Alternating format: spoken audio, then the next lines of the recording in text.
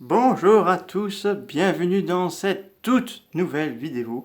Aujourd'hui, je vais vous parler d'un film à la fois de Kaiju Ega, mais aussi de samouraï, regroupés dans un seul et même film. Orochi, le dragon à 8 têtes, sorti en 1994, donc la même année que le film Godzilla versus Space Godzilla. Donc c'est le film qui est basé sur la mythologie japonaise, en particulier la naissance du Shintoïsme. Donc là, je vais vous dire qui l'a réalisé. Donc réalisateur Takao Okawara. Le scénario c'est Wataru Mimura, produit par Shogo Tomiyama, mettant en vedette Masashiro Takashima, Yasuko Sawaguchi, Akashi Maro, Yuki Meguro et Saburo Shinoda. Donc, filmographique, c'est Yoshinori Sekiguchi. Musique réalisée par Kyoko Ogujino. Donc, c'est la Toho qui va s'en charger pour la distribuer au Japon.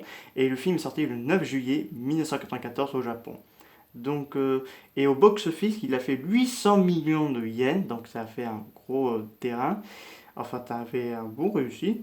Donc, de quoi il parle de ce film-là? Donc, on va suivre un samouraï, mais des gentilles personnes qui vont empêcher un espèce de sorcier samouraï. Enfin, j'ai jamais vu le film et parce que les sorties en DVD chez nous n'existent pas. Il est pas sorti en France, il est sorti après au Japon, aux États-Unis.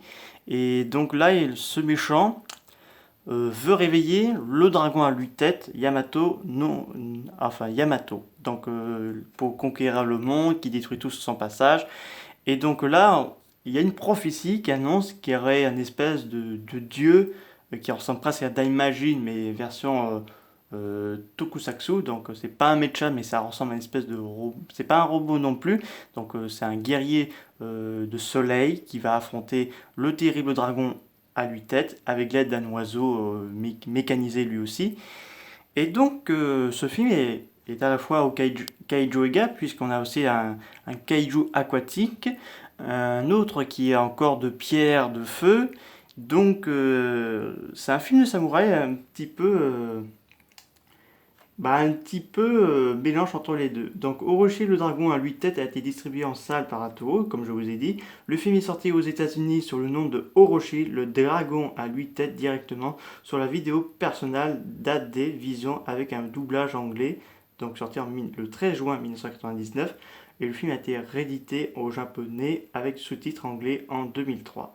Donc, comment ça a été pris? Parce que le film, alors apparemment, ce film ça aurait été produit par ceux qui ont fait les films de Godzilla, de l'ère RCI, d'après les récentes rumeurs.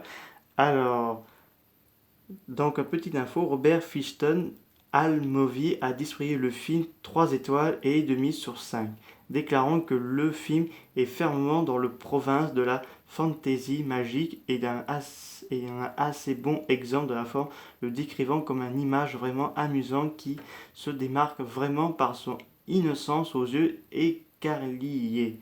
Croyant nécessairement naïf en Léoris et au pouvoir de la bonté, et de la pureté pour sauver l'humanité, ou même de la croyance que l'humanité vaut la peine d'être sauvée. Ce film le fait et cela seul est en effet un retour en arrière très rafraîchissant avec une excellente façon de passer un samedi après-midi. Donc clairement le film, si vous ennuyez et si vous trouvez d'ailleurs ce film-là en DVD, parce que je ne sais pas si ça existe toujours, faites-vous ça, un genre de film fantasy, quoi, parce que c'est clairement un film fantasy, puisqu'il y a des kaiju, il y a une mythologie, il y a une prophétie, c'est clairement le clin d'œil au Seigneur des Anneaux, enfin, si on peut le dire ça. Donc, mais il y a eu déjà de Yamato, de ce dragon à 8 têtes, il est sorti dans un film, donc je ne me rappelle plus le titre, en 1959, donc le premier dragon avant Kinjidora, qui apparaît au noir et blanc, donc là, c'est un genre de film assez proche comme celui-ci, mais différent.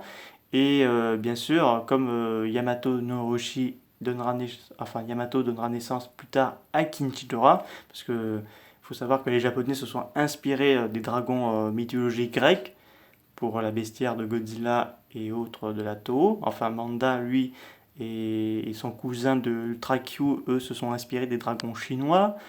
Donc c'est vraiment intéressant. Enfin, j'ai jamais vu le film.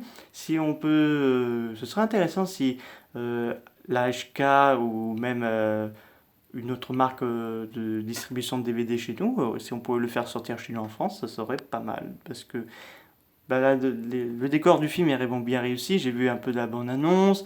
Les séquences avec l'eau contre le kaiju sont quand même impressionnantes. La bataille finale avec Yamato, c'est quand même colossal aussi parce que t'as toutes les têtes qui bougent en même temps, qui lancent des rayons de feu et tout.